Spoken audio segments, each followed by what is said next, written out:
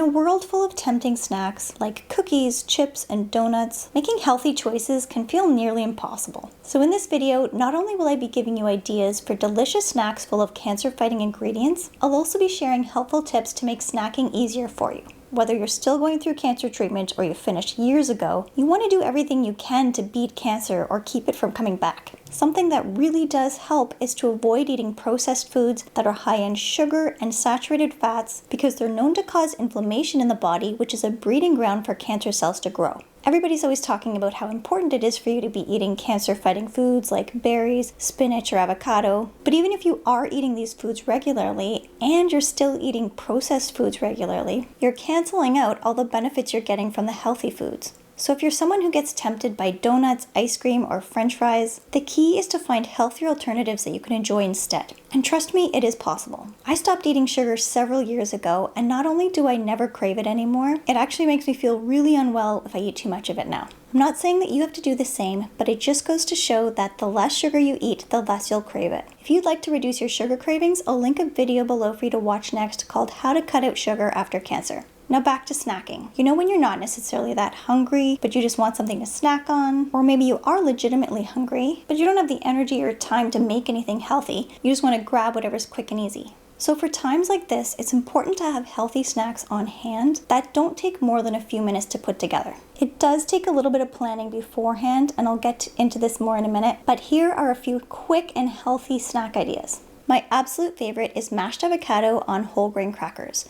I buy these Mary's Organic whole grain crackers from the grocery store. They're gluten-free and full of seeds that are amazing for your gut health. Avocado is a staple cancer-fighting food because not only are they high in the nutrients and antioxidants we need to fight off cancer cells, they're also high in fiber and healthy fats that will protect your heart. And if you have the time and energy, you can add 3 more cancer-fighting ingredients to your mashed avocado, chopped up tomatoes, onions, and garlic, and make a guacamole. Just be mindful of what you're dipping into your guacamole. It is possible to buy baked whole grain tortilla chips at some grocery stores, or you can make your own by cutting up whole grain soft tortillas into wedges and baking them in the oven or air fryer. A few more ideas for simple, quick, healthy snacks are hummus with veggies, apple dipped in almond butter with a bit of cinnamon, or medjool dates filled with peanut or almond butter. These wholesome snacks will keep you full and give you energy that potato chips or a chocolate bar would never do. Also, having snacks that are rich in protein will keep you feeling full and satisfied much longer and decrease your cravings for sweets. Greek yogurt is very high in protein, so is hummus, cheese, oatmeal, nuts, and nut butters. So just as you might plan out your weekly meals and make a grocery list, try to plan out what you're going to have for snacks as well, so you can buy the ingredients and have them on hand, not just at home, but also to keep in your car or your purse or at work, so you're not reaching for a chocolate bar or the donuts your colleague brought in or a bag of chips from the vending machine. There's no doubt about it, planning out your meals and snacks beforehand will help you to make better food choices, but it's 100% normal to not be able to stick with it 100% of the time. So if you can start planning it out, say a week in advance, like every Sunday, you'll be much more likely to stick with your healthy diet most of the time. I'm also going to give you some cancer-fighting snack ideas that do take a little bit longer to prepare than, say, a couple of minutes, but you can keep them in the fridge for a few days or in the freezer for even longer. The first is called energy balls. There are a ton of different ways of making these, and you can Google about 1 million different recipes with different variations of them, but I'll include a couple of my favorite recipes in the description below for you. The ones I'm sharing are called chocolate peanut butter balls and carrot cake energy balls. Another great healthy way to satisfy a sugar craving is with avocado truffles. The recipe, which again is linked below, only has 3 ingredients, and each one contains cancer-fighting antioxidants. If you're someone who craves sweets after dinner, there are a ton of healthy desserts you can make that don't contain any sugar or white flour, but instead they're sweetened with either fruit, dried fruit like dates, or coconut. Or if you're like me and crave savory, salty snacks rather than sweets, try roasting your own nuts in the oven or in a frying pan with a bit of olive oil spray and sea salt or garlic salt. This doesn't take long at all, but you see, often when you buy roasted nuts from the grocery store, they're really high in saturated fats and salt. So if you're going to snack on nuts, which I do recommend because they're high in protein and have anti-inflammatory properties, they're healthier if you can roast them yourself or try to find dry roasted nuts from the grocery store.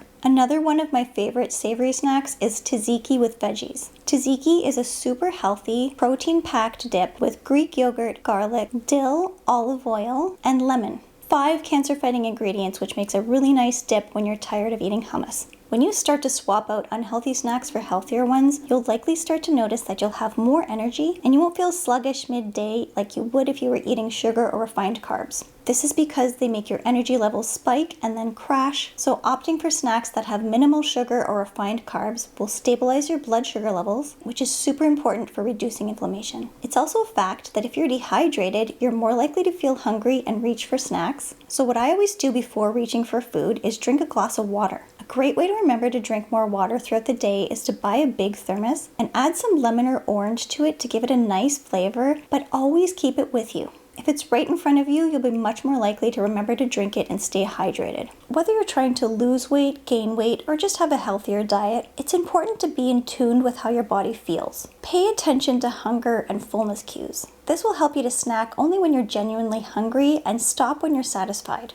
Take notice of how different foods make you feel. Do they make you feel more energized or sluggish? This mindful approach can really help with unnecessary calorie intake and promote a healthier relationship with food. You may have heard of this little hack already, but it's to portion out your food. For example, if you buy a big bag of frozen fruit, take out a few different Tupperware dishes and fill each of them with the ingredients you would need to make a smoothie, like yogurt, fruit, and maybe a bit of spinach or nut butter. This way, when you're looking for a morning or afternoon pick-me-up, you can just pop it all into a blender, no chopping required, and add a bit of milk. This is also a good way to use up leftover fruit that's about to go bad. Another example would be if you buy veggies like carrots, cucumber, celery, or cauliflower, cut them up and put them in the fridge, but just be sure to store them in a glass container or jar with some water to help them stay crisp and fresh and to store them in the fridge for a longer time. If they're pre-cut and right in front of you, you'll be more likely to snack on them with some protein-rich hummus or tzatziki. Now, you know the old saying, an apple a day keeps the doctor away? Well, berries are actually the ones that are more likely to do so because they contain over 10 times the amount of antioxidants that an apple does. So try to have at least a handful of berries each day, either on your oatmeal, yogurt, in your baked desserts, or just as a snack. Since fresh berries tend to be pretty expensive in colder months, you can buy them frozen, which are actually often more nutrient dense than fresh berries. Because most of the frozen fruits and veggies you buy at the grocery store are frozen right after they're harvested, which is when they're at their peak in terms of vitamins, minerals, and antioxidants. So freezing locks in a lot of their nutrients. Also, there are only a few things that I always recommend buying the organic version of, and berries are one of them. Because we eat the whole fruit, you can avoid eating some harmful pesticides by buying the organic versions of berries. Or if you're lucky enough to be able to grow or pick your own in the summer, you can freeze them to have all year round. Now, one question I'm often asked is if popcorn is a healthy snack. And it really depends. Popcorn is a whole grain, so it's digested slowly, and it's high in fiber, but how it's cooked can make a big difference. Microwave popcorn is horrible for you for 2 reasons. One, because it's usually full of saturated fat, oil, butter, and a ton of salt. And 2, the bags used for microwave popcorn contain chemicals that are known to cause cancer. If you're interested in learning more about this, watch my video called Cancer in Your Cupboard.